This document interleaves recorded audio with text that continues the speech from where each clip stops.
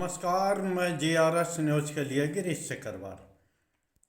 क्या ममता बनर्जी ने केंद्र से पंगा लेकर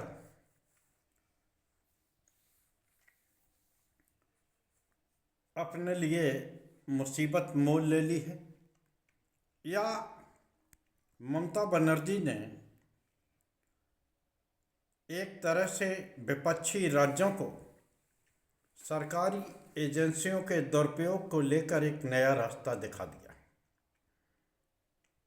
ये प्रश्न मैंने इसलिए पूछा कि क्योंकि कल माननीय हाई कोर्ट में, कलकत्ता हाई कोर्ट में ईडी ने एक याचिका लगाई थी जिसमें कि ममता बनर्जी और वहाँ की पुलिस के ऊपर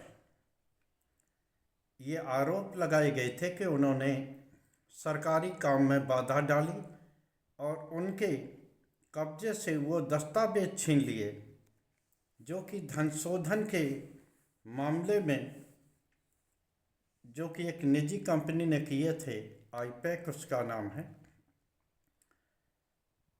के हासिल किए थे।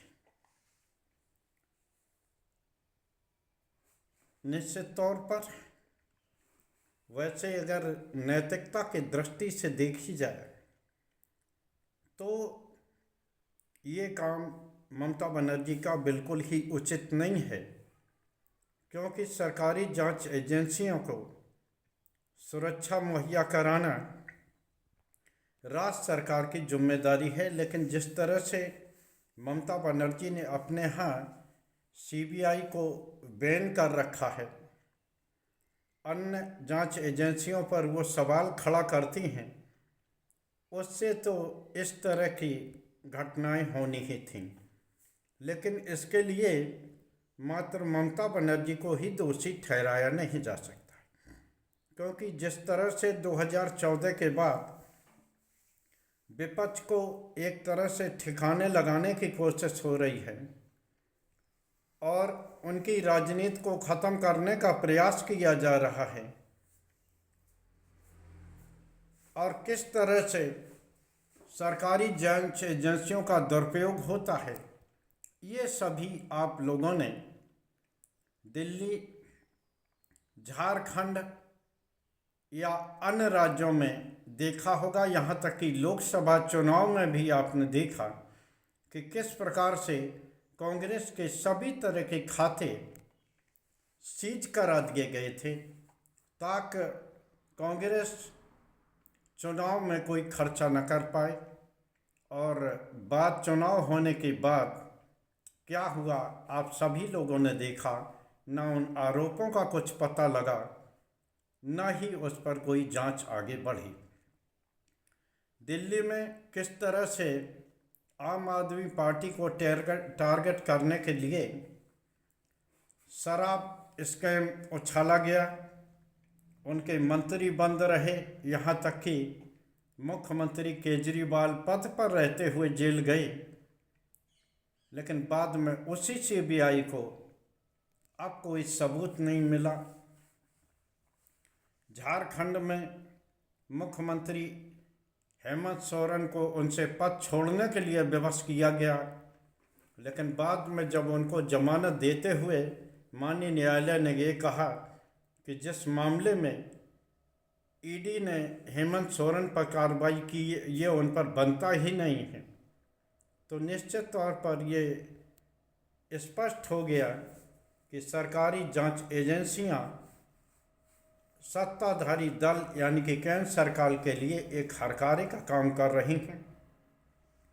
जिस तरह से आप लोगों ने देखा होगा कि पहले कॉरपोरेट घराने पर छापा लगाया गया, और जब उन्हीं समूहों ने भारतीय जनता पार्टी को चंदा दे दिया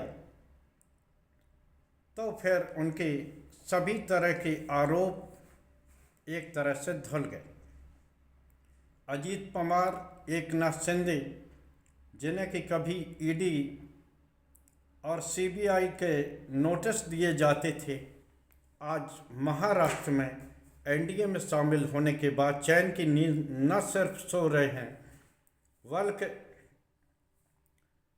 सरकार में भी वो बराबर के भागीदार हैं, उप मुख्यमंत्री बने हुए हैं। हेमंत सोरेन का केस मैंने बता ही दिया, किस तरह से छत्तीसगढ़ में भूपेश बघेल को महाराष्ट्र गेमिंग के नाम पर बदनाम किया गया। आरोप लगाया गया कि 500 करोड़ की राशि मुख्यमंत्री को दी गई, इसके लिए गिरफ्तारी भी की गई। लेकिन झारखंड अरे छत्तीसगढ़ में चुनाव जीतने के बाद वो मामला कहाँ गया, आप सभी लोगों ने देख लिया होगा। आज उन्हीं महाराष्ट्र गेमिंग में किस तरह से छत्तीसगढ़ में उबाल ला दिया था आपने देखा, लेकिन चुनाव के बाद वो मामला भी ठंडा पड़ गया। पश्चिम बंगाल में चूंकि 1-2 महीने बाद चुनाव होना है, अधिसूचना भी उनकी जल्दी जारी हो जाएगी। और किस तरह से विपक्षी राजनीति को ख़त्म किया जाए, इस तरह की कार्रवाई अब शुरू हो चुकी है। सरकारी जांच एजेंसियां सक्रिय हो गई हैं। अभी तो ईडी का आपको एक हरकारा जो केंद्र सरकार का है वो दिखाई दे रहा है। इसके बाद आपको दिखेगा कि किस तरह से आप इसके बाद इनकम टैक्स डिपार्टमेंट सक्रिय होगा, सीबीआई की जांचें होंगी और इन्हें घेरा जाएगा।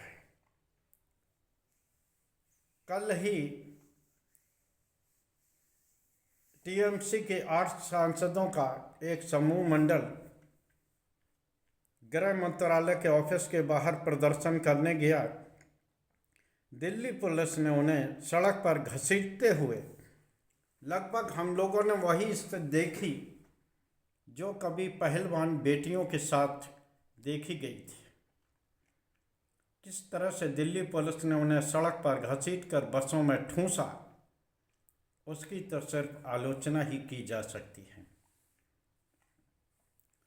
राज्य लोकलाज से चलता है। राष्ट्रीय स्वयंसेवक संघ, जिससे कि भारतीय जनता पार्टी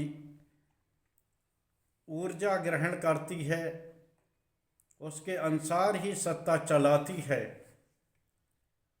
उसने आरएसएस की इस बात का ध्यान नहीं रखा कि जिनके संघ प्रमुख ने कहा था कि विपक्ष कोई दुश्मन नहीं है, उसे विपक्ष नहीं बल्कि प्रतिपक्ष कहना चाहिए।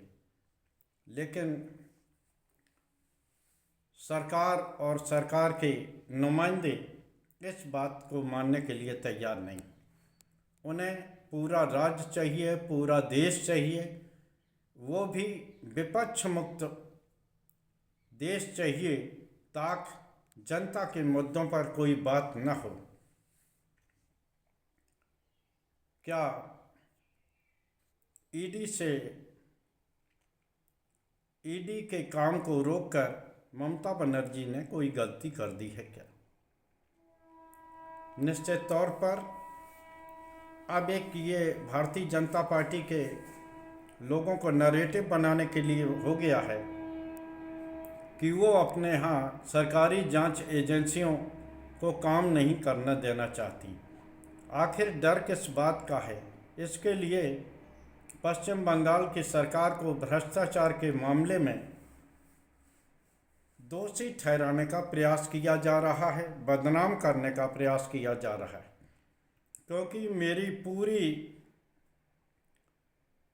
आशा है हमें कि ममता बनर्जी को जेल भेजने की गलती संभवतः केंद्र सरकार नहीं करेगी, लेकिन आम जनता के मन में इतना बदनाम कर देगी ताकि एक नैरेटिव सेट हो और केंद्र सरकार किसी भी तरह की भी कार्रवाई करे तो उसे जनता की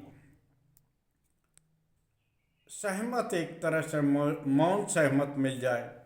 क्योंकि जिस तरह से ममता बनर्जी सड़क पर निकली, उनके साथ हजारों लोग हाई कोर्ट में पहुंच गए, ईडी के दफ्तर तक जा पहुंचे, ये दर्शाने को काफ़ी है कि निश्चित तौर पर आम जनता का सड़कों पर उतरना केंद्र के लिए खतरनाक है। इसलिए वो किसी भी हालत में ये नहीं चाहते हैं कि जनता किसी नरेटिव के सहारे ममता के साथ चलती दिखे। इसीलिए वो उन्हें भ्रष्टाचार के मामले में उलझाकर उनके चुनाव को प्रभावित करना चाहते हैं। आज के ब्लॉग में बस इतना ही। जय हिंद, जय भारत। कल फिर किसी नए मुद्दे पर जुड़ने का प्रयास करूँगा। जय हिंद।